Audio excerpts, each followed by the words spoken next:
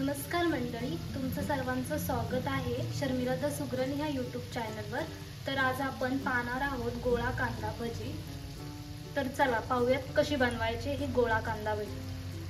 आपण गोळा कांदा भजी बनवून घेणार आहोत। त्यासाठी मी इथे एक फुल वाटी बेसन पीठ घेतलेला आहे आणि आता आपल्याला हे दोन मोठ्या साईजचे कांदे छान असे आपल्याला बॉक्स पॅटर्न मध्ये असे चौकोनी चौकोनी आपल्याला कट करून घ्यायचे आहे। तर आपण कांदा कट करून घेऊया।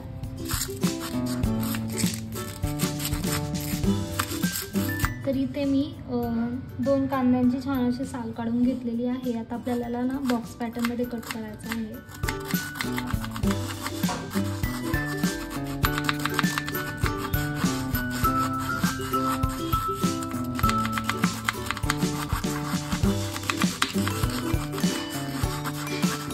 आपला आता हा कांदा कट करून झालेला आहे।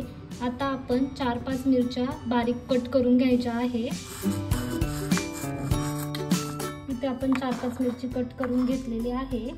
आता इथे मी स्वच्छ कोथिंबीर धुवून घेतलेली आहे, तिलाही बारीक चिरायचं आहे। कांदा भजींमध्ये जेवढ्या प्रमाणात आपण कोथिंबीर जास्तीत जास्त ॲड करू तेवढे छान असे आपले भजे बनतात। तर इथे मी बारीक चिरून घेत आहे कोथिंबीर।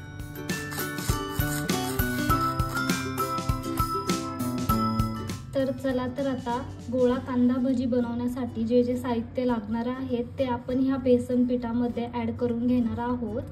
तर आधी आपण यामध्ये अर्धा चमचा हळद घालून घेऊया। मिरची बारीक कट करून घालणार आहोत, त्यामुळे आपल्याला लाल तिखट खूप कमी घालायचं आहे। अर्धा चमचालाही कमी टाकलेला आहे। धना पावडर, चवीनुसार मीठ घालून घेणार आहे। थोडा खाण्याचा सोडा यात ॲड करत आहे। बारीक चिरलेली मिरची, बॉक्स पॅटर्न मध्ये म्हणजे आपला चौकोनी असा चिरलेला कांदा आपल्याला यात ॲड करायचा आहे। कांदा आपल्याला जास्त ॲड करायचा आहे। कोथिंबीर, इथे मी ओवा घेतलेला आहे, तो आपल्याला क्रश करून यात ॲड करायचा आहे। या पद्धतीने असं छान असा क्रश करून घ्या। क्रश केल्यानंतर ना यात हा ओवा घालून घ्या आणि याला मिक्स करून घ्यायचंय।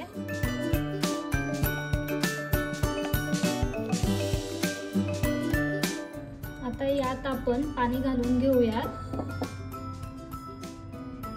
हळूहळू पाणी ॲड करायचंय आपल्याला, खूप जास्त असंही पाणी ॲड करायचं नाहीये।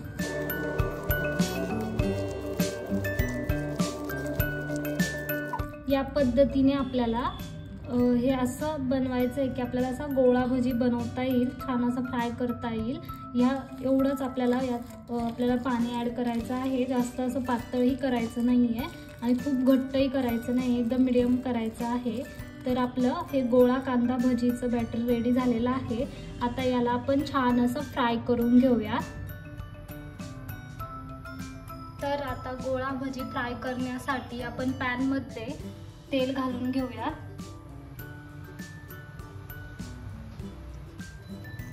तर आपलं तेल बॉईल झालेलं आहे। आता आपण त्यात हळूहळू एक एक करून भजे त्यात सोडूयात।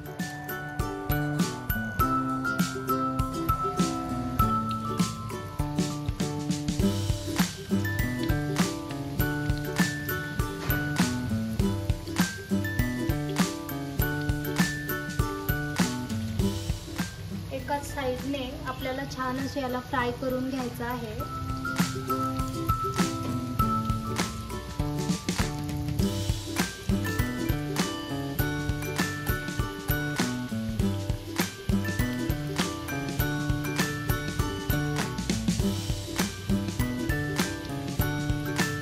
दोन्ही साईडने आपल्याला या भज्यांना फ्राय करून घ्यायचं आहे। म्हणजे कसं आतमध्ये असलेलं बेसन ही शिजून निघेल या पद्धतीने। कधी कधी कच्चं राहतं।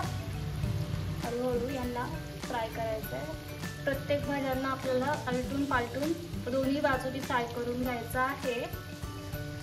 काय सुंदर दिसत आहेत आपले हे भजे।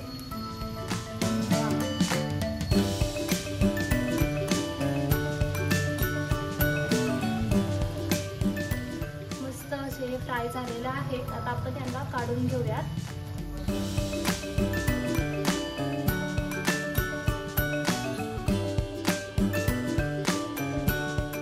तर तुम्ही पाहू शकता आपले गोळा कांदा भजी रेडी झालेली आहेत।